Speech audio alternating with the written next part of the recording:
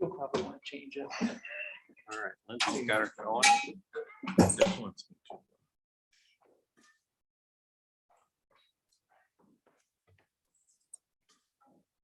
Are you guys already over there? You guys already over here? Yes, sir. All right. We'll wait until it gets to be 6. All right, so we will call to order the city council business meeting for Thursday, October 21st, 2021. It is 6 p.m. Lindsay, would you call the roll? Councilmember Lester, Here. Baker, Here. Reba. Here. Cool, Here. Livingston. Here. Mayor Tom Phillips. I am here as well. Nobody on the Zoom call, so I'm going to skip that. Item number 2 is Pledge of Allegiance. Would you please rise and say the Pledge of Allegiance with me? Allegiance to the flag of the United States of America and to the republic for which it stands, one nation, under God, indivisible, with liberty and justice for all.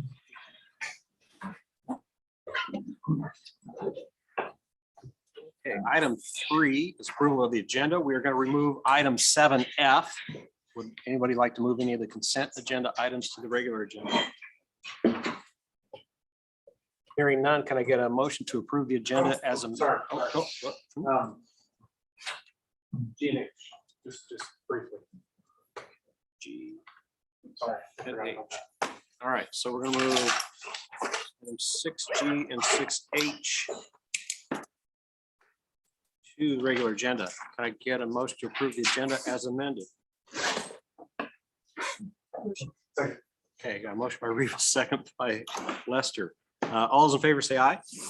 Aye. All those opposed, same. Motion carries. So item 4, we have a dedicated work session. This is a dedicated work session for mayor and city council. We're expected to last 1 hour, but if it's under that, we'll flow right into our meeting. Item A on that is a ATV, UTV, and golf carts on public streets. So Councilmember Lester wanted to have a discussion on the use of ATVs, UTVs, and golf carts on public streets.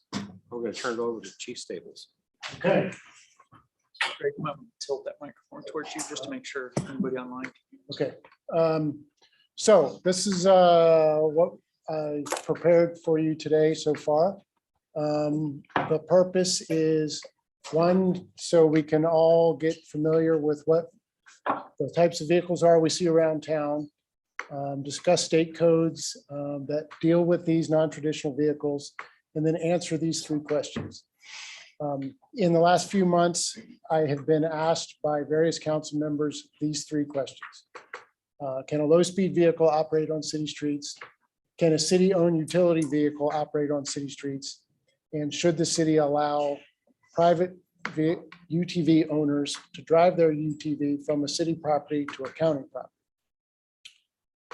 So hopefully we answer all these 3 questions, and we all learn everything we need to know about these 4 types of vehicles.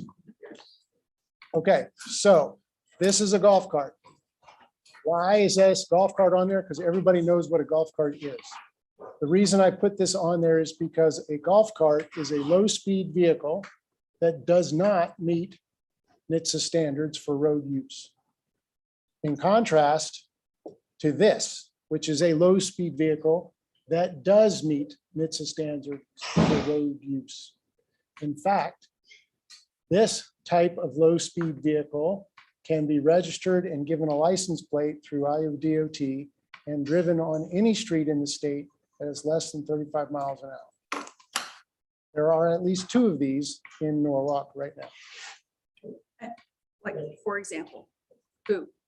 I don't know who owns them. They're just Oh, people that own, private. private owners have them. I've seen them drive it to Fairway. I've seen it on Lexington Drive. Goes up and down First Road quite a bit. Yeah. Yeah, I have not seen it, so that's why I asked. Okay. But I believe there's 2. I know there's They've got 1. plates. Yeah, no, Yeah. right, I get it. Yeah. So, The difference between them and a golf, like. a I regular golf understand the cart is they have difference. slips, I yeah. understand it. Well, they got lights. and everyone has. Those are NHDS. then this is what the state considers off-road utility vehicle or UTV. It typically has a cargo box of some sort, bench seats or bucket seats, seat belts, and a steering wheel. It's designed for more than one person. And gun range. Yeah. This, according to the state, is an all-terrain vehicle. So it's a type of UTV, but it's made for one person. It has a straddle seat and a handlebar for steering. So an ATV is a UTV, but a UTV is not an ATV. Okay, all right, so as we go through, My language. yeah, as we go through all this, I've tried to make what we're talking about simple to understand, and you'll see I have put the pictures of what we're talking about as we go through each slide. All right, the other thing that I thought was interesting that I came out with this discussion is you will see when you look through all the state codes on vehicles on the roadways, I'm reminded of a statement that Jackie made to me my first year here when I was trying to answer a question about school permits. And her answer was, God love the Iowa State Code. Because there are more terms used for a road spread throughout the code. It's ridiculously crazy. But I did learn that every one of these 4 types of roads, gravel road, neighborhood street, open highway, county road, county lane, country road, whatever, they're considered streets, they're considered highways, they're considered roads. They're all the same thing. The state doesn't designate what the purpose of the road is, but they're all highways under state code. According to this According section to it the deals state with. code, yeah, the according to UTV. the definitions in the portion of the code where all of the things we're going to talk about come from. So golf carts are regulated by state code 321-427. They are allowed on city streets if the city creates an ordinance to allow them, and our ordinance follows the state rules. And those rules, as enumerated in 321-247, are these. Operator has to have a driver's license, has to be slow-moving vehicle sign and a safety flag. You can't drive them after dark. They must have adequate brakes, and they cannot be operated on a primary road extension.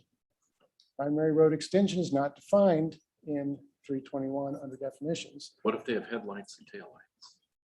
Still not in there? Nope, Okay. doesn't, if it's a golf cart, it can't go after dark. So we had a discussion about this a couple years back about golf carts and city roads. And at that time, we talked about this, but I also talked about if we were to do that, other things that I thought would be important would be that we could put insurance requirements on the golf carts, limit the number of occupants to the seats, not allow people to transport the cargo area, not let them on the bike paths, and then whatever else we thought might be important or appropriate. So there was golf carts. Low-speed vehicles are governed by 321-136A and 3181A, and they are, like we talked about, NHTSA approved for city streets. For road use, they are allowed on city streets because the state code says they are. They have to have a license plate and be registered through DOT. They cannot go on a street higher than 35 miles an hour, but they can cross a 35-mile-an-hour street. And there's at least 2 of these that I'm aware of. I got that are around town. Question. Yes, You're saying they can't operate on a road that has a speed limit higher than 35 miles per hour. correct. So they could not drive on Highway 28 from the police department to McDonald's, But they could cross. but they Highway could cross 27, Highway 28. 28. I got a legal question for you, Chief, and you may or may not be able to answer it. You might have to call on council. Good thing we have one sitting here. It is. 2 of them, Might be actually. handy. 2 of them are sitting right here. probably intimate with the state code. Anyway, I was wondering, is there anything that limits our ability to place requirements on these vehicles? Insurance or? I would imagine so, because they're licensed through DOT, they have to meet all the requirements of the DOT. And there's nowhere that I found in the code that tells us we can require more. Maybe we can. I'll leave it up. I would think that the state code requires, the state code requires insurance just like any motor vehicle. It's To be licensed. registered, I would Yeah. assume. So the amount of insurance coverage that they're required to have would be set by the state code. Yeah, just like it is with your regular vehicle. You can't drive without insurance, and they would also have to have proof of insurance. I never saw. That was my question. Thank you. I never saw this stated anywhere in the code, but reading through it, preparing for today and thinking about it, I believe that the state considers a low-speed vehicle like that to be a car, just that only has low speeds. That's the way I believe that it's. Now, I didn't go and look and see what the registration requirements are, the whole code section in some CF part 22, whatever, it's a standard that says what can and can't be, but I didn't take the time to read. All right, thank you. Generally speaking, we can be more restrictive than state law. We just can't be less restrictive. You can't contradict, that's right. So we I would could, say it's more or less because, that's what kind of law it is. But yeah, we can't contradict state law.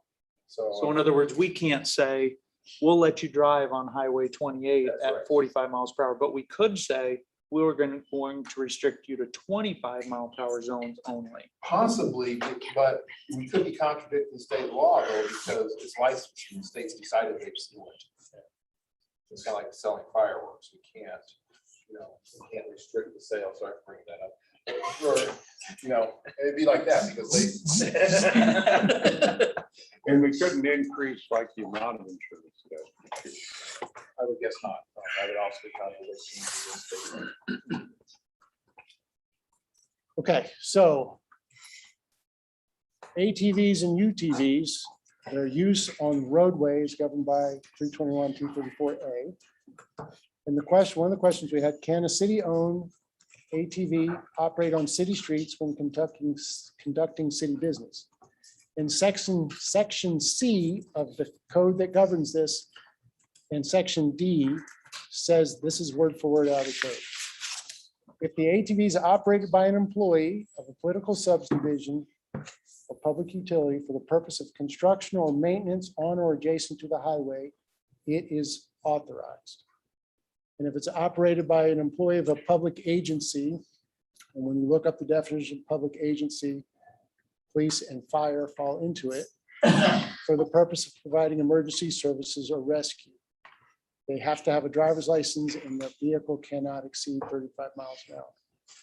So I put down at the bottom, Public Works, Parks and Rec, Fire Department, Lakewood, and I forgot until I was running this by Officer Criswell that the school district has a UTV that they use for operations. So I wanted to talk about each one of these now 5 entities and discuss whether or not we think that how they're used falls into one of these 2 allowances in the code.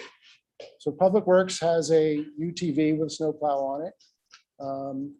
They plow the sidewalks with it in winter. They probably do other things with it, maintain the road, haul equipment to maintain the road. In my opinion, Public Works' UTV is operating by a government employee for the purpose of construction or maintenance of the road. And therefore, by this, it's probably authorized. Yes. I agree. I'm not clear that it's authorized to be used to clear sidewalks or bike paths. But maybe that comes someplace else. By this code section, I don't believe it is. Because it's adjacent to the highway. So, all right. It's not a city street. So the question, I don't just, Operate on city streets when adjacent to the highway. But from the beginning, what he said was they're all considered highways. Not the Not a sidewalk. sidewalk. She's talking about, can you drive it on I'm the talking sidewalk? about a sidewalk. It's adjacent to the highway. Operate on a city street. All types of roads are city streets under the code, but sidewalks and bike trails I don't believe So are. so it's a good question. I don't know the answer. I don't either, and I'm right, but I do think, and I'm not Oddly enough- arguing whether or not they should. I am simply, So I guess the question is, in my mind, the code allows the snowplow UTV to drive from Public Works to the sidewalk. But does a code allow it to be driven on the sidewalk? That's something I can look at. Oddly enough, we had an old ordinance that was still on the book that excluded motor vehicles from operating on the sidewalk. That's how they're cleaned downtown at every school, Yeah. at every university. That's how people clean But- bike. Yeah, I know, I'm just saying, I right, don't know what I to do. agree, and I'm not saying that we shouldn't How else to allow do it, but if we're gonna talk about what our city ordinance is gonna say, we should include This should probably be that. copied over into our You know, sidewalk. and and I would ordinance. think, what our analysis here is whether it can be operated on the road. And so the question of whether one of our ATVs can be operated on the road to maintain property, i.e. a sidewalk adjacent to the public road. I think you put that in the definition. Now, the question of whether we can legally operate on a sidewalk. That's a question I didn't research. That's not a question of whether we can operate on the road or not. I don't, because we aren't on the road. Right, At that point in time. So the UTV can get to the sidewalk on the road. What it does after it gets to the sidewalk is still a question. But this exception, this C, and Chief and I have talked a lot back and forth on this thing over several month period, because it's, like you said, poorly written, it could be loosely interpreted or tightly interpreted. I mean, you could interpret that possibly as, okay, if we have a park next to the public road, but we want to go maintain the park, can the ATV operate on the road? Maintain the park, because the park's adjacent to the road. Which is where I'm going next, One more. which is exactly what I'm going to say next. Hey Greg, before I get there, to recall on that definition, I believe the definition though is not just the paved portion. The definition I always thought was the right of way they consider the street That is- or the right of way of the highway. So when we say they can operate on the highway, that is good. it's the whole entire right of way. The actual definition of road is the entire right of way from one side to the other, open for vehicle traffic. Okay, So- I knew there was something there about that. Okay. So it's a question we'll have to answer. Parks and Rec has a UTV that they drive from the shed on Cherry Street to various parks. It would seem that you could interpret section C to allow that activity to maintain the property adjacent to the highway. Now, if the park is adjacent to the highway and they can drive on the road to get to the park, then I believe the code authorizes that activity We do also use it to maintain the trails. and maintain the trail, which is, there's another section to it, but the way it's written, it makes it seem as if it has to be a DNR operated UTV. But you could interpret it the other way. The fire department has a UTV. It's housed in the fire station. It has a trailer. We have trailered it, or they have trailered it to scenes.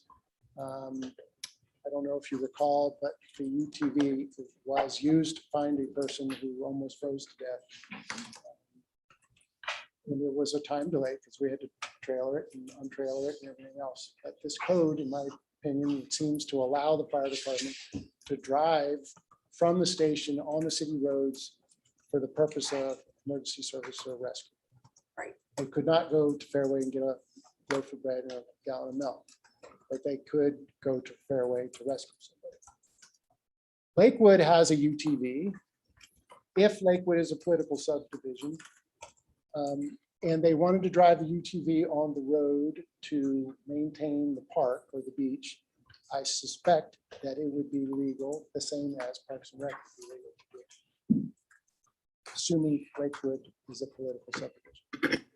There's two parts of, I think the rec The district. rec district is probably, the Rec district, association is yeah. probably not. Depends So on it who depends owns on that who owns ATV. And it would have to be the rec district employee driving Correct. and owned by the rec district. which is not as I understand it. The other problem, or the other question, I guess, that I have is, right, they can't, or I suppose they could. I have to look back now from what you said. Can they drive on Highway 28? And if they cannot drive on Highway 28, then how can they drive on the grass along Highway 28 and make it look like crap? It is a good question. That is a good question. So that one was that one is like Lakewood UTV is a probably doesn't fit. Because they have questions like that. Because who's the Lakewood Rec District? Are there employees of Lakewood Rec District? Where is Judy when we need her? See, and then the other part of it, it says, or a agent. Yeah.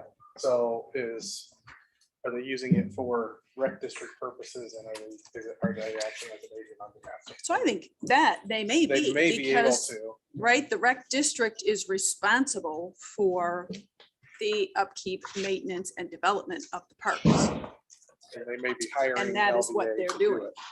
it. Where do lawnmowers fit into this? Because you see them driving on the It's trying street to make too. it actually work, 'cause it makes sense. I didn't Yeah, figure no, that I one out. agree. I just- That wasn't in there. I mean, they're on the byways keeping that's what their job Well, is. you know what? At the very end What of the this, I have the actual definition of what a UTV is. I'll read it and see if it fits. So then the last one is the school district. And quite frankly, they're obviously, I believe, a political subdivision. They're not maintaining the road. I suppose they're maintaining school property adjacent to the road. Maintenance. Providing Maintenance Gatorade to adjacent the to the players. So this is what's allowed without considering kind of city UTV ride on the bike path itself. We could create a city ordinance that spells it out a little bit better and removes some of the ambiguity, or we could not, because this code pretty much covers everything the city is doing. Food for thought after we get through all this. Off-road utility vehicles, how they're governed is this section. Cities can designate streets under their jurisdiction. I'm going to assume that's not Highway 28 because it's not under our jurisdiction, even though it's within our jurisdiction. Where UTVs can be operated.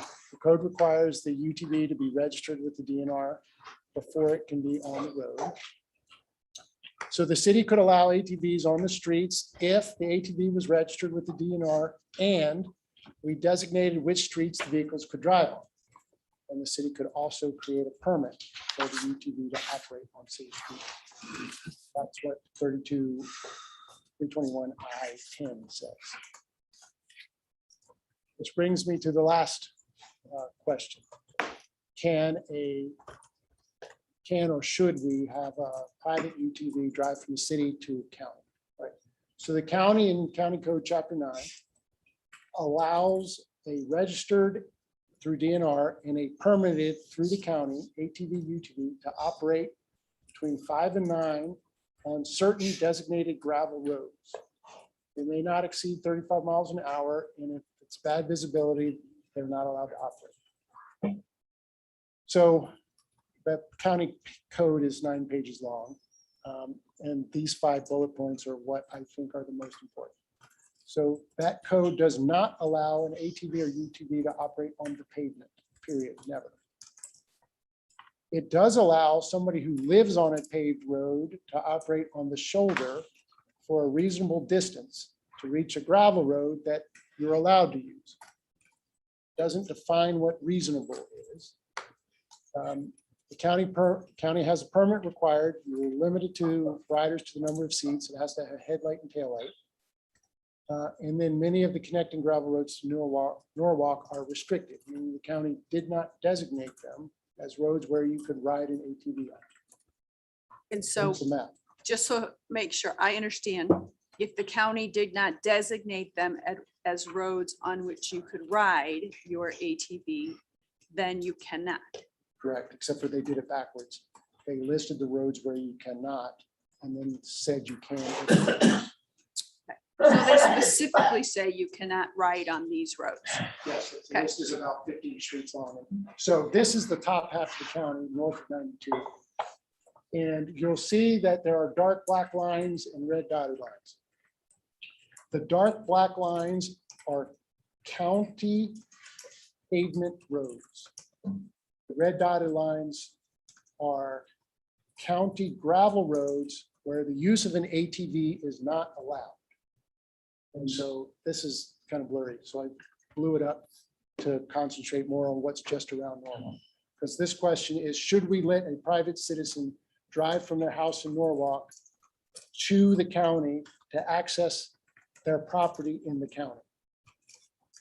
So based on the restrictions in the code that the county created, where you cannot drive on pavement and you cannot drive on a gravel road that's undesignated, it's very difficult to get anywhere into the county where there is a gravel road where you can use the ATV.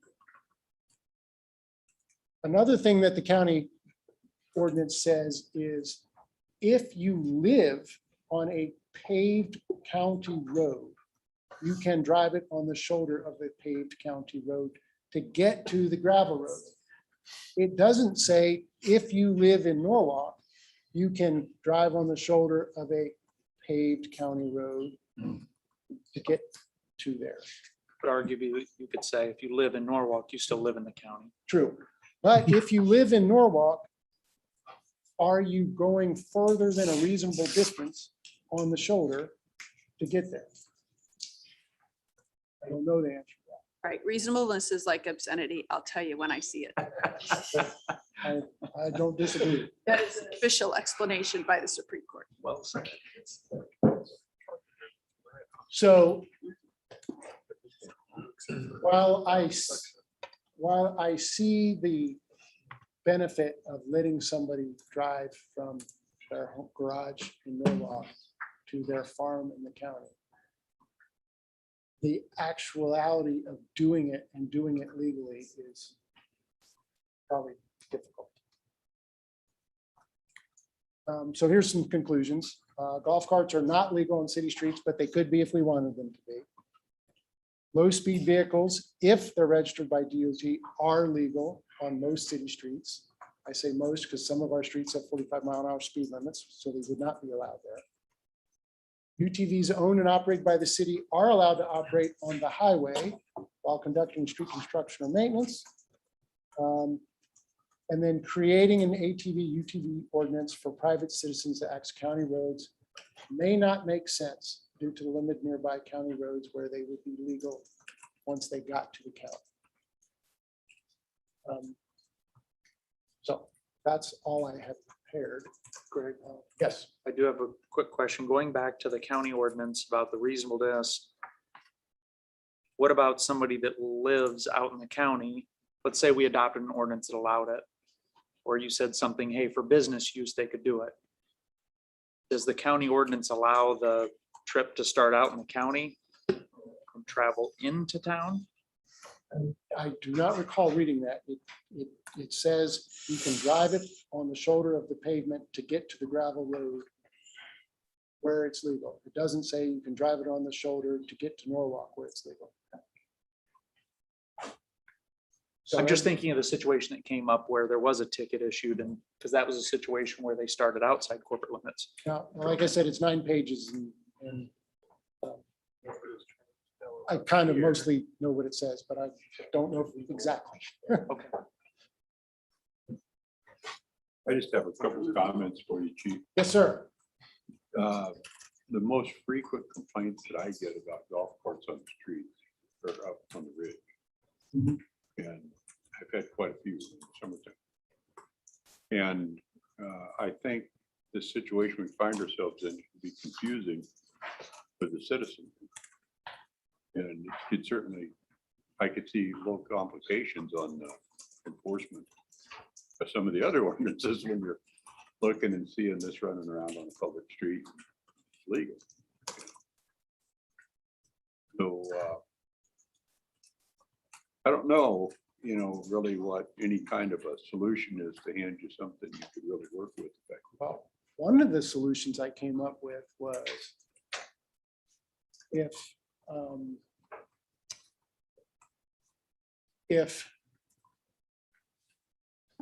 people bought that instead of a golf cart and the golf courses lit that on the golf course, Actually, some of the golf carts, Club Car, for example, back in the Obama era, a lot of this was put into place for electronic vehicles, low-speed electronic vehicles. Club Car, and it looked identical to every other golf cart, made one. The differences are it had to have seat belts, wipers, a shatterproof windshield, and certain mirrors. And they jacked the price about $7 grand.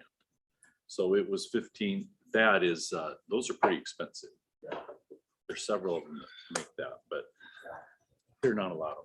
So I looked for quite a while to see if the state had a definition of what a golf cart is. I couldn't find one.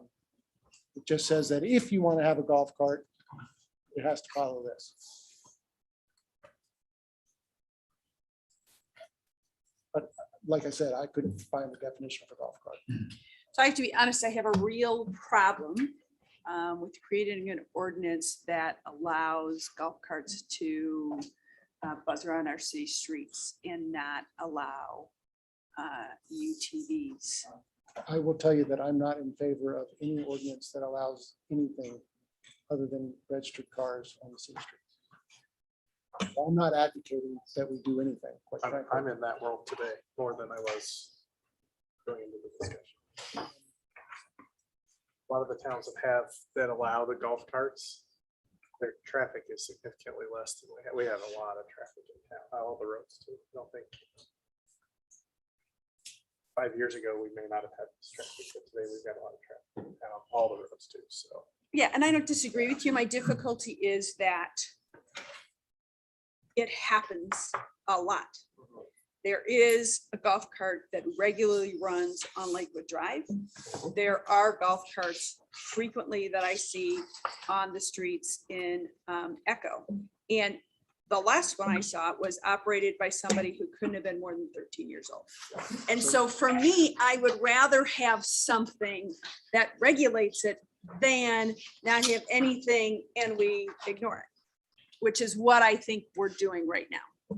So I will say that you are partially correct in that as enforcement goes, the police department has not taken a heavy hand on golf cart operations in violation of the code.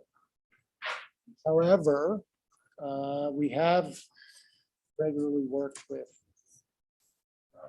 the Ridge and Scott McMurray to try and curtail the activity. Stephanie and I worked on this just this week, right? So that letter came out last week. Over the years, we as a police department would contact the club and say, rein in the members for coming, and the adults along with the kids will all be violating the code and will be subject to tickets. He sends out a letter, contacts the club, and the behavior slows down. And then, just like every new school year, we have to retrain the ninth graders on what's acceptable. Every spring, we have to retrain the kids and the parents on what's acceptable and what's not. And I will freely admit that this spring, that did not happen. So. Yeah, and I'm not, when I say we're ignoring it, I'm not pointing the fingers at Oh, the no, police department. As a city, we understand the difficulty of living on a golf course and not being able to access it. Right. So. I don't want to have golf carts or ATVs or UTVs on the street. In the Ridge in particular, we went to great pains to make sure there was a cart path, wide cart path on each side of the street. There's no reason for cars to be in the street. And I think that the letters from Cupola Enterprises that come out about golf carts, they're read, they're put in the trash if they're read at all, and nothing changes. I think that it really needs to start being enforced. I mean, get the tickets out. If it's to the adults, it's to the adults. If it's to the kids, that's fine. But they are, driving down the middle of the street, even the entrance road to the Ridge. And they're like 12, 13 years old, and they're Clearly hanging not off the side. Licensed drivers. I've seen so many people, when I'm sitting on my front porch, drivers come around the corner of Blue Stem Road, and there's a golf cart or two golf carts full of kids, and they got all swerved. Mhm. It's not a good situation. Yeah, I agree with Stephanie. But I think the other thing maybe we should consider doing is taking a look at the restrictions that we have on sidewalks and like that. And see if we're not creating a problem for ourselves, you know, as far as maintenance and utility. That's one for me to research. So I guess from what I'm getting is, we don't want to do a golf cart ordinance. I agree. Low-speed vehicles are legal. We don't necessarily want to do an ordinance to let UTVs get to the county. The question is, do we want to create a city ordinance that spells out more clearly what city employees can do with city-owned equipment on city streets? Or are we satisfied with what the state allows based on the state code? But we may still have to go back and address, if we have an ordinance on the book, it says no motor vehicles on. the On bike sidewalk, path or yes, we sidewalk. need to fix that. We still need to address that. But I got no problem with plowing the sidewalk or plowing the bike path, you know what I mean? But how do you? I don't either, as differentiate? long as we allow for it. Right. I don't know that I don't know Right. that current allows for that. There you go. Well, could we simply say in our ordinance that we follow the Iowa, I mean, we don't, shouldn't have to state this, but we follow the Iowa state code with the exception that city-owned UTVs, UTVs, can be used for trail Yeah. maintenance. So And that park. would include picking up trash and plowing. I think you need to, let's find out the sidewalk question and we'll go. from there. yeah, because I think you need to spell out park access as well, because I don't think. So just to play a little, you know, I don't know, something. So I can use my four-wheeler with a blade on it to plow my driveway. But I can't use my four-wheeler with a blade on it to plow the bike trail sidewalk that runs in front of my house. I don't know the answer to that. That's what we're That's gonna your look at. sidewalk. You're charging. No, Have it's, a motorized but I vehicle on can't, it. right. Well, Public now sidewalk. if we go down this I mean, this road, is, these are all I right, understand. the nuances of I this. understand, but how many bikes now are e-bikes, all totally motorized on the bike path? No, those are Those are- accepted, those are those are exempted different by the entities, state that's a already. different They're entity, motor vehicles. it's a different They're- entity. No, they're not. They're accepted by the state. Okay. So I mean, That right, one so is- this I was is, thinking about this getting this one. is just stuff I think we have to think about as we talk about how we're gonna draft this. And, you know, the 16-year-old kid in the neighborhood who's making money by plowing driveways with the family-owned ATV, they have to trailer it from my driveway to the next door neighbor's driveway. I mean, right, I'm not in favor of that. I just think we really have to think it through. Yes. Okay, I don't think we should have private ATVs on sidewalks. but that's- all right, we can figure out motor vehicles on sidewalks and take it from there. Anything else? No, just for the record, I do want a UTV version. I'm the only one, it sounds like, but for the record, To allow or to just spell out. I want one to allow. I understand the difficulties with the county issues, but I do want one to allow Emergency vehicles or for individuals? for individuals. Not to Ride on sidewalks? No. Or to Right on what? street. to ride on Ride on the streets to get street. from point A to point B. But I'm the only one, so, Thanks for that concise report. Chief. yeah, thanks. It all depends on how it's written. I agree. So, I agree. Take a look at it. Chief, are you gonna you're gonna research the sidewalk thing and then, Yes, okay. and then we'll come back. Thank Sounds you. good. Thank you. Okay, item 5 is welcome guests and public comment. Thanks for being here tonight. We appreciate you attending at our council meeting. We'll go ahead and open up the dais for non-agenda items. We'll give you a 3-minute time limit.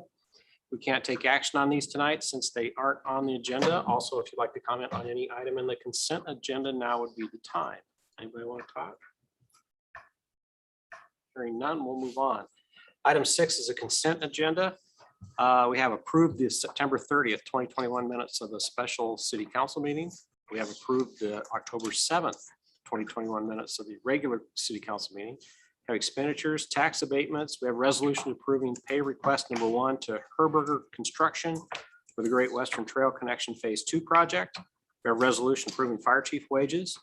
We have a resolution adopting, okay, so a resolution adopting amendment to the employee handbook for the city of Norwalk. We have a resolution to approve purchase of water meters, MXUs, and fittings. We have a resolution to approve street patching projects. We have a resolution authorizing execution of an agreement with Warrior Eats LLC to provide concessions at Norwalk Mackinac Sports Complex concession stand. We have a resolution to approve supplemental agreement number 1 for additional engineering services for Iowa Highway 28 and Beardsley Street intersection improvement projects. Pardon my delay. We have resolution appointing Dave McCloney to the Park and Rec Commission to fill a vacancy. We have a resolution approving pay estimate number 2 with change order number 1 for the Windflower Drainage Improvements Project. We have resolution approving memorandum of understanding with the Iowa Department of Homeland Security and Emergency Management and Iowa Department of Public Health for acceptance of medical equipment. We have some correspondence and we have monthly reports. Can I get a motion? Motion. Second? Okay, motion by Cool, second by Baker. Question. Sure. It's quick. Item I, the employee handbook, it says that it was submitted to Jim for review. Jim, did you review it? Are you okay with it? Yes, I am. Lindsay, would you call roll? Councilmember Lester, Yes. Baker, Yes. Reba, Yes. Cool, Yes. Livingston. Yes. Okay, motion carries. Item 6G, the resolution releasing cash surety of $5,106.08 for Blooming Heights Plat 2. Not for Park. Or what's this one? That was my question, was I thought we pay for the improvements ourselves, so why are we paying them back? This one is, we had taken, so we had the 2 parks out there that connect. I think you're thinking of the timber review side of it, where we had a surety and we cashed that in to do what we needed to. This one was the other side in Blooming Heights, where we accepted the surety so we could do the plat before they were done with everything. And they've gone in and seeded it the way we want it. So now we're just We releasing. didn't do the work and didn't pay for that. No. on that side. Yeah. That's what I wanted to verify. And that's all a connected park. Yes. So it's, It looks real nice. Rob and I went out and looked at it. Part of Right, yes, That's why I'm asking the question. I Yep. apologize. And what are we calling it now? Pine Needle. Pine Needle. I need it. I gotta Pine get that Needle back. Park. Okay, so can I get a motion to approve? Motion. Second. Okay, motion by Lester, second by Livingston. Any further discussion? Are there pine needles out there? There will be. Right now, there's a bunch of grass seed. All right, Lindsay, would you call roll? Councilmember Reba. Yes. Cool, Yeah. Livingston. Yes. Lester, Yes. Baker. Yes. All right, motion And I carried. apologize, I didn't mean to pull the next one off. I jumped the gun and was thinking that they would have. Okay. That was the one we pulled off the agenda altogether. So I apologize. Okay, so item 6H is resolution releasing completion bond of $264,000 for Brody's Landing South Plat 1. So it sounds like we don't need to, you don't want to discuss this one. I apologize. No, I grabbed it wrong. So Motion. Second. motion by Livingston, second by Reva. Lindsay, would you call roll? Councilmember Livingston. Yes. Lester. Yes. Baker, Yes. Reba. Yes. Cool. Yeah. All right, motion carries. Item 7 is old and new business for consideration, discussion, and possible action. Item A is a public hearing regarding the Northwest Service Area Trunk Sewer Extension Project. So we'll open up the public hearing at 6:43 PM. So on September 16th, we held a public hearing on this project, and at the meeting, we rejected the bid so we could put the project out to bid with different dates, hoping that we get some better pricing on the project. Wayne, got more? You got anything else to? Just on the project and on all these items, the new bids did come in a little bit lower. We saved about $120,000 with rebid. Still over original budget. Finance has confirmed we have money available to keep moving ahead. We're hopeful council's in agreement to proceed. All right. Lindsay, have we received any written or oral comments on this? We have not. Thank you. Any other public comment on the site? Here or online? Seeing none, we'll close the public hearing at 6:44 PM. Item 7B is resolution approving and confirming plan specifications, form of contract, and estimate of cost for the Northwest Service Area Trunk Sewer Extension Project. So we just had the public hearing on this item. This is the first of 3 resolutions needed to get the project going. Wayne, anything else to add? No, sir. All right, any discussion or comments from council? Motion. Second. A motion by Lester, second by Reva. Any further discussion? Hearing none. Lindsay, would you call roll? Councilmember Baker, Yes. Reva, Yes. Cool, Yes. Livingston, Yes. Lester. Yes. All right, motion carries. Item 7C, sorry, is resolution awarding contract for the Northwest Service Area Trunk Sewer Extension Project. So this is the second of the 3 needed to get the project going. Wayne? Nothing else. All right, thank you. Any discussion or question from council? Motion. Second. Motion by Livingston, second by Lester. Any further discussion? Hearing none. Lindsay, would you call roll? Councilmember Reva, Yes. Cool, Yes. Livingston. Yes. Lester. Yes. Baker. Yes. All right, motion carries. Item 7D is a resolution approving the contract and bond for the Northwest Service Area Trunk Sewer Extension Project. So this is the 3rd and final of the 3 resolutions needed to get the project going. Wayne, gotta ask, anything else to add? I would just add that this project will eliminate a lift station and we may have a small party at work tomorrow celebrating it. All right, Second. Second. okay. Motion by Lester, second by Livingston. Any further discussion? Hearing none. Lindsay, would you call roll? Councilmember Cool, Yeah. Livingston, Yes. Lester, Yes. Baker, Yes. Reva. Yes. All right, motion carries. Item 7E is a public hearing regarding his rezoning request to change the bulk regulations for land use parcel C in the Brody's Landing Plan Unit Development. So we'll open up public hearing at 6:46 PM. The applicant has requested that we pull this item from the agenda since we've already published for the public hearing and it is on the agenda. So we're going to have the hearing. After the hearing, we can honor the request of the applicant and not consider the ordinance at this time. That's why we pulled 7F from the agenda. So we will go ahead and close the public hearing at 6:47 PM. Done with that. We'll have another public hearing when they come back. Okay. Item 7G is a public hearing regarding rezoning request for 1100 Gordon Avenue to change from R4 high density residential to R160 single family residential. So we'll open up public hearing at 6:47 PM. So the Methodist Church owns this lot and is looking to sell the single family home that is currently there. To get that done cleanly, they'd like to rezone to R160. Anything to add? That is the gist of it. I think the thing that triggers most of that is the need to separate out that house into a new parcel. We can't do that under the R4 regulations. So we'll rezone it to R1 if you approve it. That'll let us proceed with a subdivision split for that lot. Usually in these situations, the thing you really want to look at is, are you doing a spot zoning where you're doing something specific right for one parcel? In this instance, because of the surrounding residential, it's kind of connected to that district, so it wouldn't meet that spot zoning. We don't have to go back and readdress the overall. Nope. Right. Lindsay, have we received any written or oral comments on this? We have not. Any other public comment?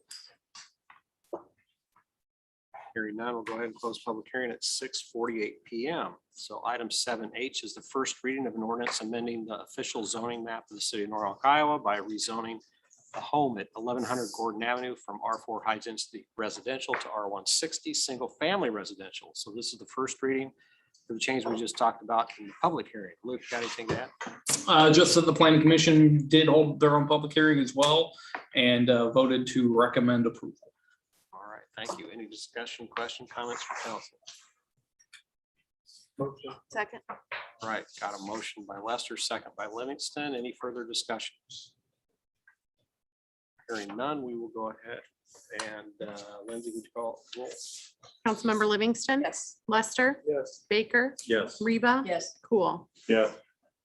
All right, motion carries. Item 7I is to remove from table consideration of resolution approving the site plan amendment of 1424 Sunset Drive. So at our last meeting, we tabled this item and we have new plans for the upgrade of the Remax building. Can I get a motion to move the item off the table? Second. Motion by Livingston, second by Cool. Lindsay, would you call roll? Councilmember Lester. Yes. Baker. Yes. Reba. Yes. Cool. Yes. Livingston. Yes. All right, motion carries. Item 7J, resolution approving the site plan amendment of the 1424 Sunset Drive. Again, this is the Remax building at the corner of High Road and Highway 28, just to the south of the post office. Looks like they're upgrading the facade of the building and that they've applied for grants to help with the cost of the upgrade. They're also doing some upgrades to the interior. Last meeting, there was discussion about plans that were presented to council were different than those presented to planning and zoning, and council wanted to have the plans modified to reflect what P and Z recommended, which was full compliance with the exterior building materials. Luke, you got anything else to add? Just when we're looking at this, and I think it's in the staff report here, the facades in total of all four sides meet the 75% requirement of class 1 and class 2 materials for C2. If you look at the designs, though, you'll see the stone doesn't wrap all the way around the building. So if you were to look at each individual face on its own, I think the rear doesn't meet that. So that's just something to realize that the back of the building, I think it's just all stucco if you go to the next page. So I believe the other thing they did differently from what was submitted last time was instead of doing a shingle style on that roof overhang, they're just going to leave what's there and paint it black.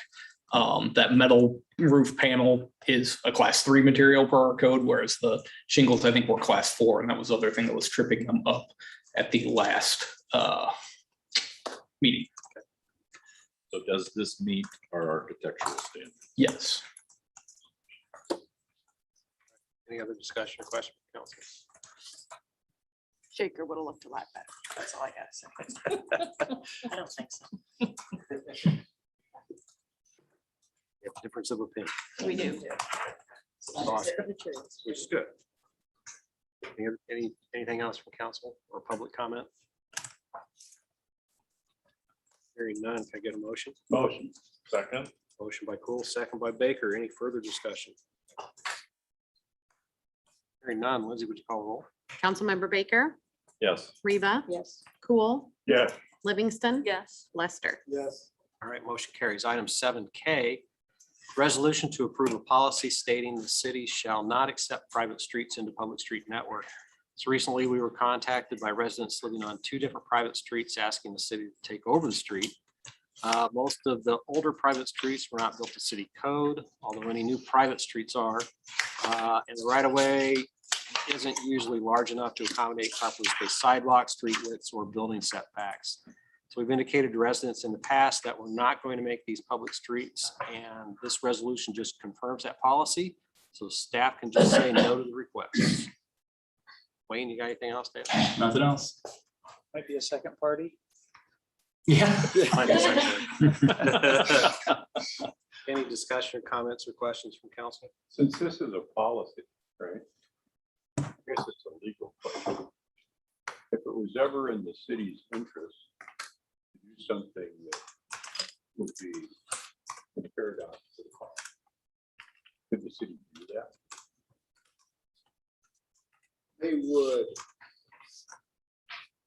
There's a mechanism for doing that. I think that once you start policy, I wouldn't recommend just doing it contrary to policy. Right. But certainly if there's something where you want to change the policy, you can change policy. I don't think that's like deal.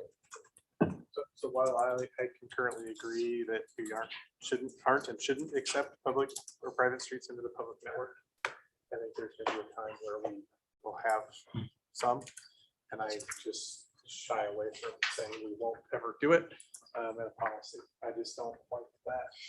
Because I see potential with some school roads that are private roads currently, that if they were in standard and met everything, that they could become city roads. There's some of that I can see happening. So I'm against the policy purely from the standpoint of, I hate saying, well, we're never gonna do it. When in my mind, I think there's been discussion about pieces of this before and possibly bringing them into this public network. So I don't know that I want to. Like school A driveways, school- So it'd be the road that runs back behind, driveway. and from East 17th in is technically all private road. And we've talked about that section. So this will be back behind the high school in Eastview. That was built to city standards at the time, But it's still a private street. that is true. That's an example of where I'm saying, All right. no, I don't want to do it today. I No, don't I'm think it's a good saying your point is well taken because the street that accesses Orchard Hills is private. From where it connects in with G14, that's a private road. So- It was built to be a public road at some point. Could we modify the policy to say, to specifically address private streets that are not built to city code? That's what I was just gonna suggest. But city code requires private streets to be built to public standard. So, Right, but it didn't used to. okay, that's, yeah. So any private streets that are not Right. built to current city standards. If you do that, Are then you the opening it up? Well, this was a discussion we had early on, is that the policy could be, if you can bring it up and meet current standards, then it could be possibly brought into the system, which Right. means There's in no an area, inspection. That's fine. Right. for example, one of the streets that we're talking about, they can't meet any of the setbacks, there's no sidewalk. There would be a huge expense. You literally can't move the buildings back further from the street. So it would make it impossible in those situations. But our initial thoughts, that's just making it overly complex. But the two school roadways are perfect examples of where you're absolutely right. That is a private street that likely will become a public road. It has been fully intended to be. We had the discussion with the school when they, Right. when they moved the one by the middle school over to match up with our road. And they didn't build that one to city standards, I don't believe. Enough concrete at the time, but that was one of the discussion points that we had with them, was that potentially could become a through road that they may want us to take at some point. I mean, that was a discussion. There's lots of, the school is the biggest one that I've seen them with, but I'm just in the back of my mind going, you might have a road that's today, no, there's no idea that it's gonna go through, and now all of a sudden, it was a private road, and now all of a sudden, whatever happened, and now it's a through road. It might be, I'm just sitting here in my mind saying we're never gonna do it, I think it's just plain wrong. If you change it, I was gonna suggest the same thing Jackie did. I mean, if the private owner wishes to bring the private street up to city standards, then the city, should be able to We'll look at consider accepting that as a public street. The reality is that it's gonna impact the school, and the other ones aren't gonna be able to do it. Right. And it's still something we'll consider, not I'm just saying automatically the do it. policy was written with just flat out say no to everything, and I'm. Private streets not owned by public entity. Now, I would rather say, for me, I would rather it be private streets that are not up to code, whatever this, right, public, city, whatever the right term for that code is. That's what I would. I would agree with that policy. I too would not support the policy as written right now. Are those requirements firm and knowable? Or are those Yes. projected? Yes. Uh, If you know. it's suit us standards, so if you say that, and those Okay. may change, That I but feel the better. terminology won't, right? Okay. Yes, fine with me. We're not over there, Question so for the- that actually makes me feel. Requirements on, I mean, we're accepted in. Standards and proper maintenance bonds. By our code. Like we do with any other street. I guess I got a question for the public works. Commission. And you got some other comments, Jim. I didn't mean to- Yeah, well, I guess just understanding the reasoning behind this is that staff, including myself, wanted to be able to say no to people. And I can say we went through a series of multiple emails with me and staff and, over one request, they had an attorney contacting us and everything else, and then just we want to say absolutely not versus going to sure as council. And I've been saying absolutely not to private streets all along. Absolutely. This is part of the reason. So while, with respect to you and staff, and I appreciate that you guys don't want to deal with this, you built this situation and now you have to live with it. Well, see, but the thing is, if we don't have something Just- here. Right? Am I, Yeah, but it's gonna come back for, what we wanna do is We avoid having approved to it. bring it in front of the council and have you guys review each request. I That's what we're understand. looking at. I But if it's understand not your up to goal. standard, So it's not up to standards, then it's no. It's a no. Right. So we're giving you something, Okay. I guess is what I'm saying is we, sounds like pretty much all agree that if it were up to standards, we may consider taking it over. If it's not, we're not gonna agree. So at least we're saying, unless it's up to standards, And in good repair. there's a no and you can say no. I don't know if I. And in agree. good repair. That'd be up to standards. Then we'll consider it. I mean, this is We can just, consider it as a council, and then we can tell them yes or no at council level. And if it's not a Because, good repair, we because can this tell them. policy says what we're not gonna do. It doesn't say what we may do. It says what we're not gonna do. if we did say no to private roads and an exception such as the school driveway or whatever like that, I would think it's easier and the number of infrequent exceptions, that would be an easier way to handle it, is to handle it as an exception. And that way they would have a firm no. Unless obviously a school board or something like that asks us, then it's, Following what you're saying. in other words, they're very limited exceptions that we're showing here, and we're trying to make it all encompassing to make sure that those exceptions are there. Why don't we just treat it on an exception basis? The answer is no, but if the school board asks us to do something like that, then we might look at it I'm not okay with that. as an exception. Because at our last council meeting, our esteemed lawyer friend right here said that our code said this, so we need to follow our code on the stucco versus, Yeah. And that's the issue, I think, with saying, no, we're not gonna do it. to start with. Well, It's a but that's, policy, there's not a ordinance. difference between policy and ordinance. So. We can change a policy if we want to. Well, I think by saying suit of standards, I think that covers it. And we still consider it, it's just as a, And we don't have to take it when they bring it, of course, it just may bring a handful of those that actually meet this. Zero. In the Orchard do, because a lot of them have, those are students except for the curbs are the rolled curb, aren't the rolled curbs, they're the angles. what about the inspections at the time of building? It's kind of hard to go back and do that. Yes, it is. That's why you. They're wanna more have that narrow. done. We should have those anyway and have a record of it. Those are supposed to be getting done anyway, Right. so. Okay.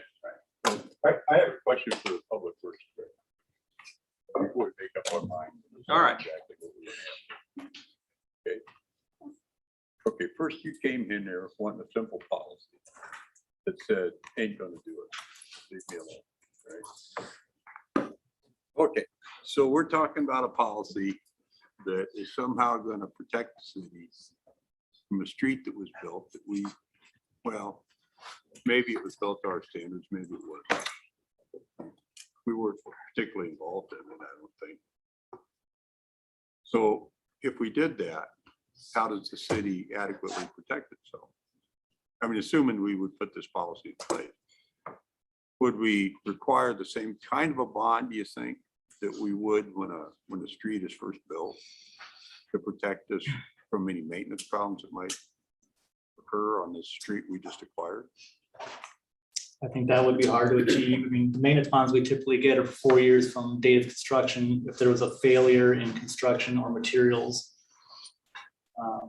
that's going to show itself in 4 years regardless of who owns it generally. I guess in my opinion, I did not think about the schools, and I know the one out at Orchard Hills, that one specifically was built when I was here, that did get inspected, and that did get built to city standards with the option of the city taking it on in future. With that in mind, maybe it's just easier not to have a policy right now. In the 4 years I've been here, we've only had 2 requests, but they've both been in the last month. Maybe we just review them on a case-by-case basis. If that makes it easier, policy might be hard to encompass everything we're discussing. You know, I don't know, maybe we can get it, but it's another option. We don't have to have a policy on it. I think you as staff, if you're hearing, I think everybody's kind of in agreement that if it doesn't suit us standards, it's a no-go from the get-go. I know Orchard Hills will meet that. I don't know how. The back one Extension. won't because of the curve to start with, but that's fixable somewhat. But I don't Mayor, have much. Mayor, what would you think if we just asked the staff to take a look at this and see if there's a recommended policy they would like to have? They know our thoughts, you know. They could come back to us and tell us if they want one. If they don't want What do you one. think, Wayne? You good with that? With modifying what? Yeah. Yeah, definitely want to make changes to it, for sure. All right. So do we need to move to table it? Yeah. I make that motion. Okay. Motion to table by Livingston, second by Reva. Lindsay, would you call roll? Councilmember Reva. Yes. Cool, Yes. Livingston, Yes. Lester, Yes. Baker. Yeah. Thank you very much. That was good discussion. Item 7L, resolution accepting Sunset Estates Parkland agreement. So this has been a tough year for developers and builders. It's been hard to obtain materials needed to construct infrastructure and other projects. So, and we had an agreement with Sunset Estates on when the parkland would be developed. Luke, I'll let you present the proposed updates to the Sunset Estates Park. Sure. So the current agreement we have has a November 1 of 2021 date for when they were supposed to deed us the park ground in part of their upcoming Plat 2 and Plat 3 of the development. And then there was another year timeframe that they had to move in the dirt that they needed to grade out the new park space and then seed it and get it established prior to Plat 4 coming forward. They've been working on Plat 2 and 3, infrastructure's substantially in. They actually talked to the engineer yesterday and they said they're going to submit the final plats for P&Z at our first meeting in November. So we'd anticipate those coming to you guys in later November or early December. So they're substantially there. It's just they're not going to meet that November 1st timeframe. So then rather than letting the agreement lapse, they asked and we agreed that it should be extended to January 1, 2022 for the deeding of the property. All the rest of the stuff in the existing agreement would remain in effect. They'd have until November 1, 2022 to grade and seed the park. Any questions, comments from council? Discussion? One question, they're positive that's adequate time to get what they need done. I think at this time they are, you know.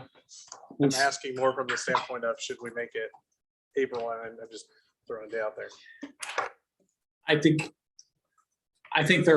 they feel like they're probably confident in it. It's just, you know, I don't know that anybody can know how quickly you can get contractors next spring to know if it's gonna work or not, but I'm just trying to avoid this coming back. to us Yeah, for another I would- amendment, so. I think we should give them what they asked for. Yeah, that's fine. They're, you know,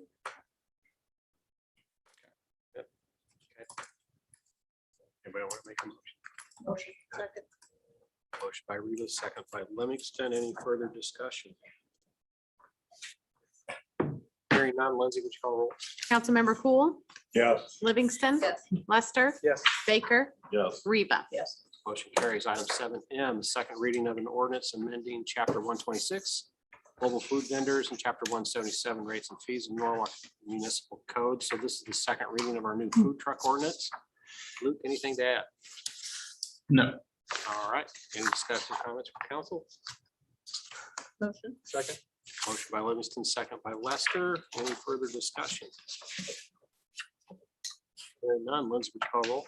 Councilmember Livingston. Yes. Lester, Yes. Baker, Yes. Reva, Yes. Cool. Yes. All right, motion carries. Item 8, council inquiries and staff updates. Wayne, you have an update on West High Road subdrain installation? Yes, sir. We are contracting out subdrain installation on West High Road out north of Sunset Estates. Even with drought the last 2 years, we have groundwater still coming up between pavement joints out there. We actually get calls from residents believing there's a water main break because it's been so dry.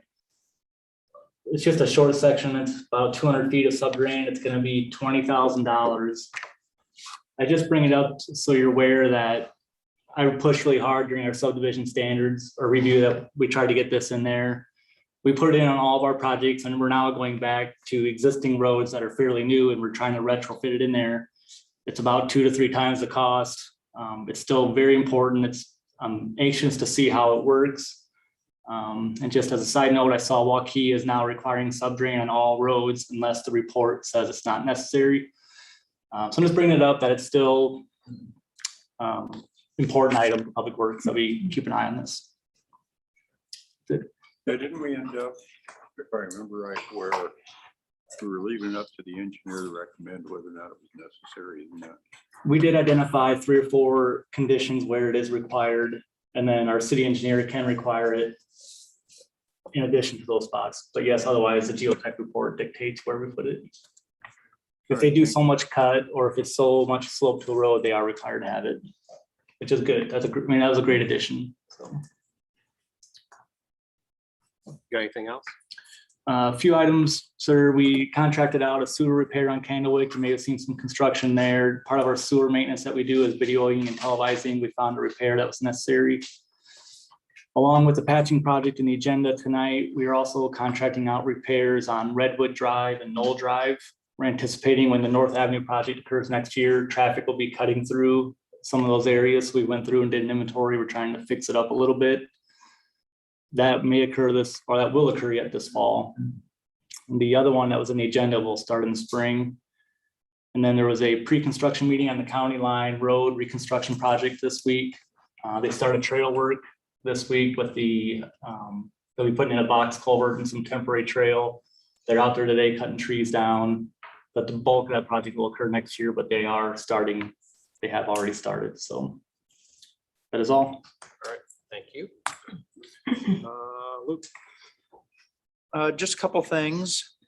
The city of Norwalk will not need to do any redistricting.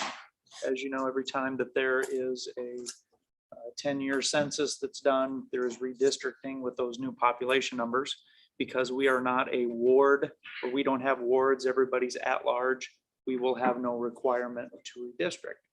However, I reached out to county supervisors and I just want to be abreast of what their redistricting looks like because there is the potential that has an impact on Norwalk. How would it impact us if a redistricting line went right through the middle of our city and cut us in half? Are they going to do that? I would say it's very unlikely, but it's probably good for us just to keep an eye on it. So just letting you know that I'll watch that, and if something comes up, I'll bring it to council's attention. The other thing is, just this afternoon, Luke Paris, Holly, and I did a tour of Alice Place, Norwalk. So this is the workforce housing project. They told us the numbers. I think 52 of the 59 units. 53. 53 of the 59. 53 of the 59 units are income qualified for seniors, 55 plus, they consider senior. They were very responsive. We went on a tour of a facility that they built in another community prior to us even engaging them. And we were quick to notice some of the construction flaws at this other facility, and we pointed that out to them. They were very proud to show us this facility that they didn't have any of those issues. If I was going in to look at this as if it was my own home, I didn't see gaps. I didn't see issues where the tiles were apart. It looked like it was much better, more quality construction. Now, our building official, looking behind the walls, I understand they're working through their own issues, but these are really nice looking facilities. And the best compliment I could give is the view from the 3rd floor on the backside of that facility that you can see up the hill into Echo. They really have some nice units in that place. They anticipate doing a tour with elected officials to invite you out there to see that once it is fairly complete. That's all I have. To add on to, just since you're talking about that, and you mentioned our inspectors and stuff, they do a lot of work that nobody sees. And on that one, they did a real great job of keeping their thumb on top of the builders there to make sure that that thing was done right and that they didn't miss anything. And so paid a lot of attention to that. I think the product kind of shows that, and it turned out well.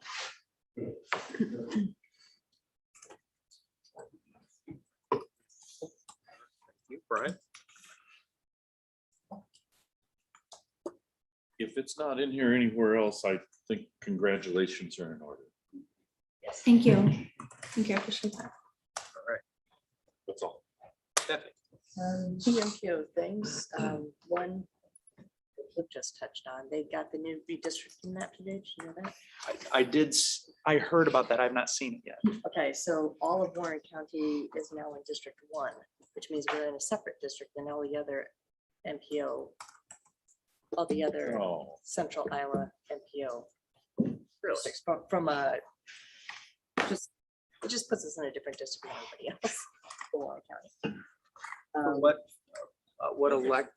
What election body is that for? That would be for the Iowa congressional districts. Oh, okay. So it just means if we need to lobby somebody, we might be lobbying somebody different. It could be good or by bad. ourselves. Yeah. Potentially. And then just on the Highway 5 interstate designation, DOT has had some meetings with some of the stakeholders. I've been pushing for how many meetings they've had, who actually has been talked to. They have made progress, although I think they could have made more progress since July, but they're making progress. And so far, the entities that they've talked to are mostly entities that are against the designation, not entities that are for the designation. So I've been pushing, they weren't going to talk to all of the cities, I think, the communities that border Highway 5, and I got that on their list now. So Holly, so we should be hearing from the Have their DOT agenda. meetings, and specifically with economic development departments to say, what is our view on this? We're willing to work with the entities that don't want it, but there has to be a compromise someplace. It's just not black and white. You can't do it. There has to be something to work out. So it's in progress, moving slowly, but still moving. Thank you. Lindsay? Just two things. Shelley with Public Works wanted me to let you guys know that the next Home Serve campaign goes out next week on the 26th. So if you get questions, just direct them to Home Serve's website. She says it's a great website. And then I sent you all an email about the one food truck that we have licensed in Norwalk that is going to be surrendering their license. So effective now, we currently don't have any food trucks in Norwalk licensed. Robin? I don't have anything. Jean Scrabble? Just a couple things. Last Friday from 3 to 6, we had our first big event since I've been here. And as you remember, I got here like the day of COVID when everything shut down. So it was kind of a big, exciting deal to us. It was called the Pick a Pumpkin event, and we gave away 300 pumpkins to children and their families, and had a costumed book character, and it was a pretty good time. And I also wanted to mention that the November program calendar will be coming out very soon. It's in the works right now, and we are expecting to be able to return back to indoor story times because it's cold out in the park right now. So, lots to look forward to. Good. Thank you. Jean Kelly? A couple things. We got our health insurance renewal numbers last week. They were 5.7%, which isn't too bad. I think the industry standard right now is about 9%. I know some people are saying 20 to 25. So I think the last couple of years we've been in a decent spot. We were 2% last year, 5.7. We're going to recommend we just stay where we're at. There's just not many options anymore. It's not like it was 10 or 20 years ago where you could go out to the market. So I think we're pretty fortunate where we're at. So we'll bring that forward and recommend we stay with Wellmark. Audit will be at the next meeting. Urban renewal report, preliminary official statement for bond sale. And lastly, got a letter today that Iowa Homeland Security is recommending to FEMA that they do pay for our UTV. We had been denied about that UTV and sprayer for parks. They denied it, even though they said, go ahead and apply. I appealed that. They are making a recommendation that we do get the money. It's about $26,000. So it's a good amount. That'll take about 90 days though. Shocking. I get an email every Friday from FEMA. Do you guys want to do another COVID project? And I just grit my teeth and write that. Oh, thank you. I don't understand, but that's good news anyway. That's all I have. All right, Chief Staples. There's something out there called the National Opioid Settlement. Iowa, the state of Iowa has joined several other states in a lawsuit against opioid medication producers.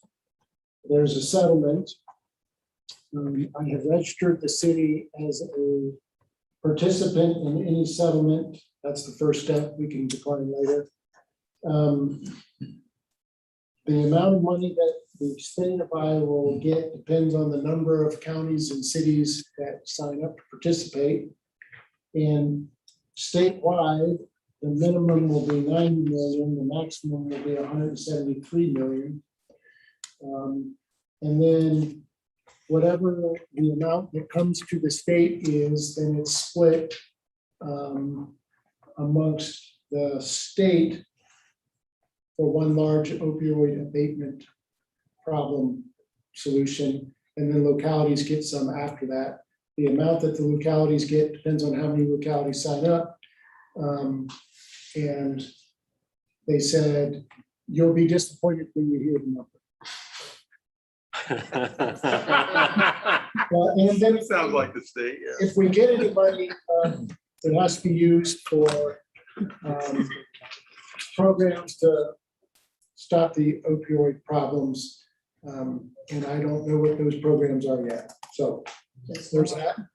And then after our work session, yes, ma'am. Does Norwalk have an opioid problem?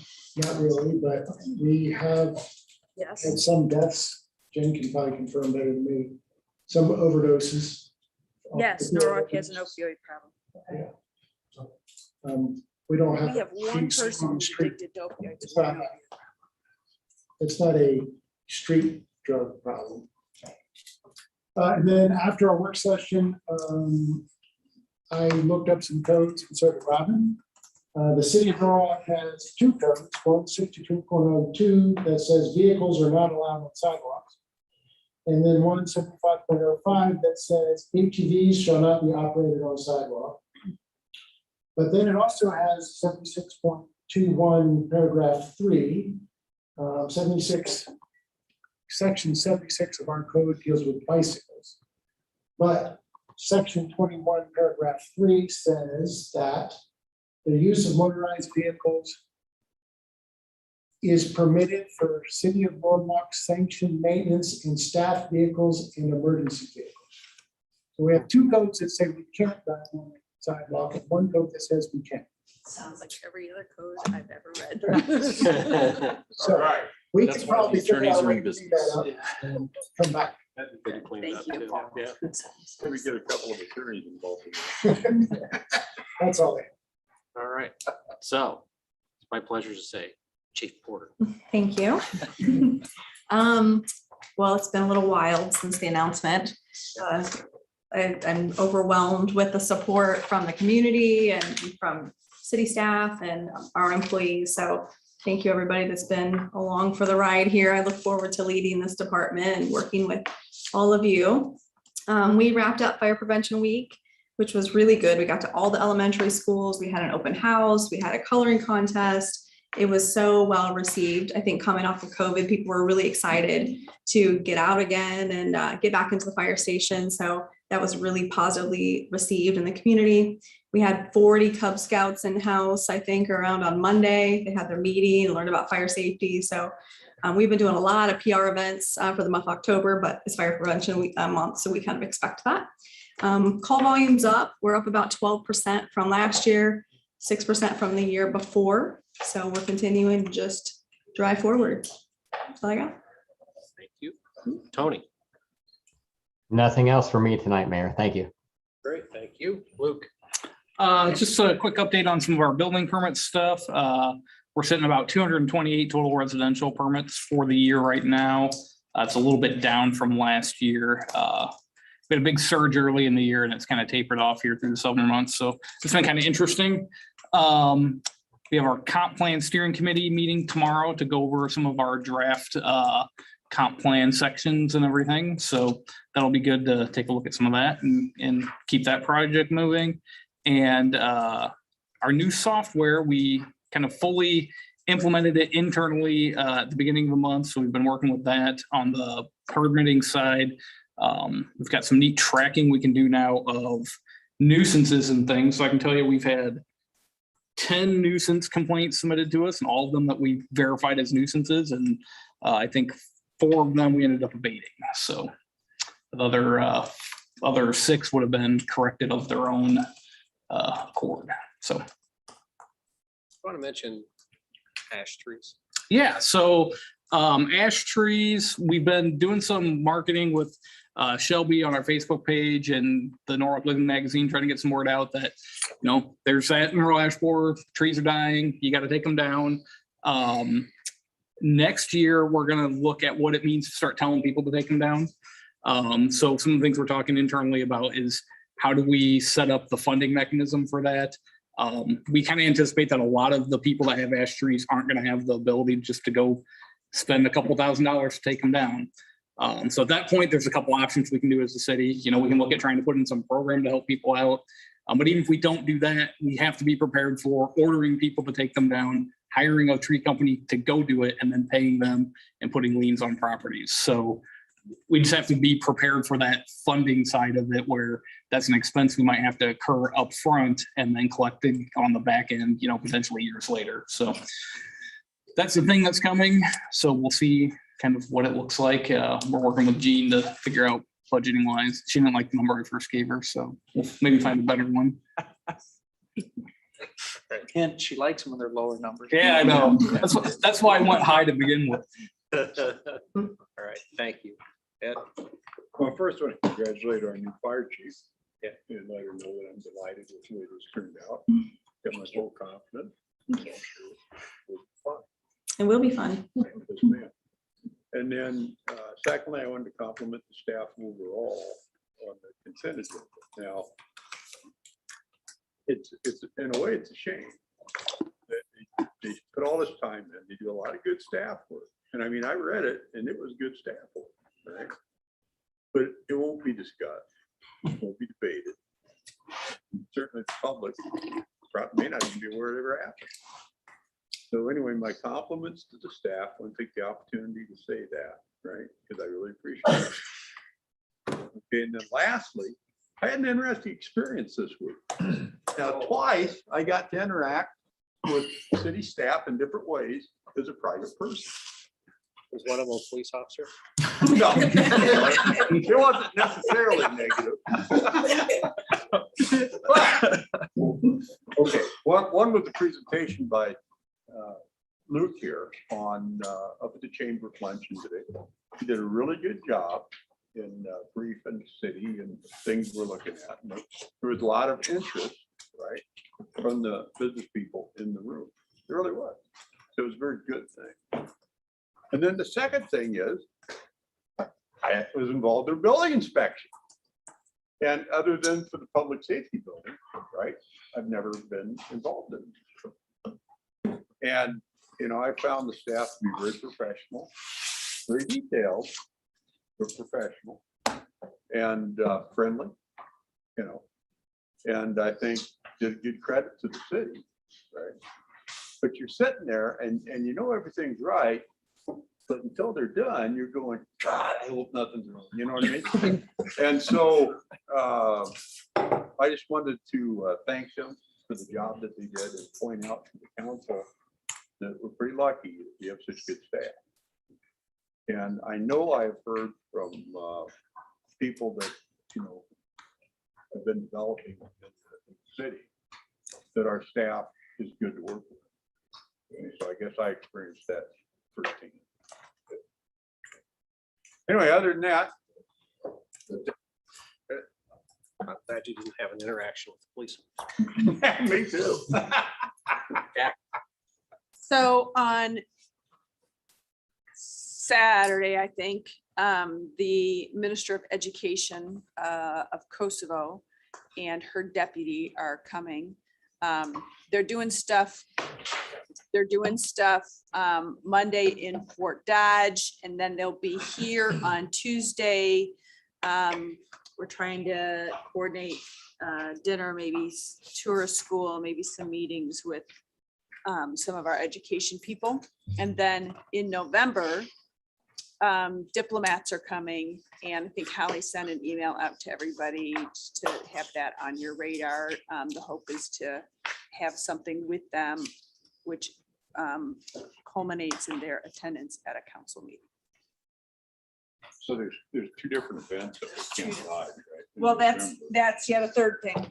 November 4th and 5th, I think it's the 4th and 5th, or 5th and 6th, whatever that Friday, Saturday is the celebration of the partnership between Iowa and Kosovo at Camp Dodge on Friday and at the FCC building in Ankeny on Saturday. Saturday night's a formal affair.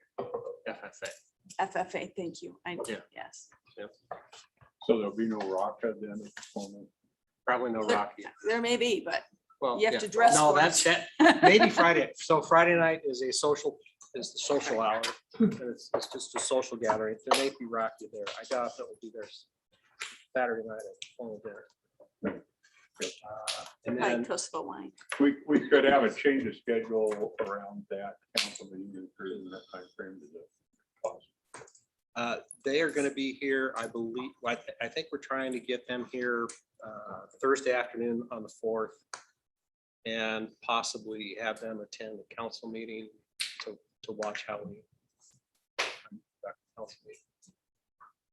So we may need to be on our best behavior that night. Yeah, we got to find our P's and Q's. Yeah.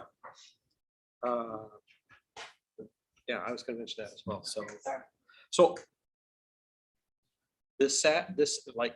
I think they come 2 on days ago? Saturday, and they're doing other stuff, but they'll be in Norwalk on Tuesday. Okay. We're still finalizing the times, but it'll be Tuesday afternoon into the evening, but we'll be done by 6:30 for the candidate forum. Okay, So, okay, so I guess I should say late afternoon. sounds good. Yeah. All right, thank you. I just have one thing tonight, and it's for Public Works or Chief Staples. I'm not real sure who's going to have to deal with it. So the speed limit on North Avenue is 20 miles per hour going east and 25 going west. There's a 20-mile-per-hour sign straight out across the road over here. And I think we changed that, but I don't remember. So It used to be 20 both directions from City Hall to about the library. correct. And then the sign on that side got changed to 25, but the one over there still says 20. So the speeding, the speed code, our speed code says that you can have a 20-mile-an-hour speed limit in the business district. And so this was 20 miles an hour. So, But what I'm saying is it's 20 that way, Yeah, and 25 that way. so I'll have to check to see if the code says it's supposed to be 20 or if it's supposed to be 25, and then Public Works will fix it. Fix one side or the other. It's just make it the same so that somebody asked me and I saw that and I was sitting there back there going, I drive by it every day and I hadn't noticed it. You got to get revenue someplace, man. How do you-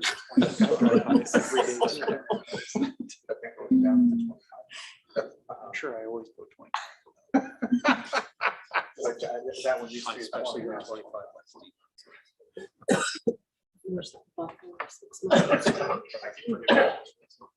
Anything else? Yeah. Jackie mentioned candidate forum Tuesday night at 7. Next Thursday night is the school board forum. You know what time that one is? Realize it was. I thought it was at I think it might be at 7 7 as well. Seven. Next So, Thursdays. Next Thursday. And the candidate things for the city is up at the Christian church. And for the school Yes. board, it's up at the. Orchard Hills. Orchard Hills. Yeah. Ours, I thought ours was at, I thought ours was gonna be at the Cool. auditorium. right, that's what I but- had last. Last Last I saw was it's gonna be at Christian Church. It got announced today. at the Christian Good thing somebody announced that because I had gone to the wrong place. There you go. That's why we're here. Don't forget, election day is November 2nd. Please go out and vote. And that's all I have. Vote early and vote off. This is not Chicago. Can I get a motion to adjourn? Motion by Reed, a second by Baker to adjourn. All those in favor, aye? Aye. Same. We're adjourned, 7:34 PM.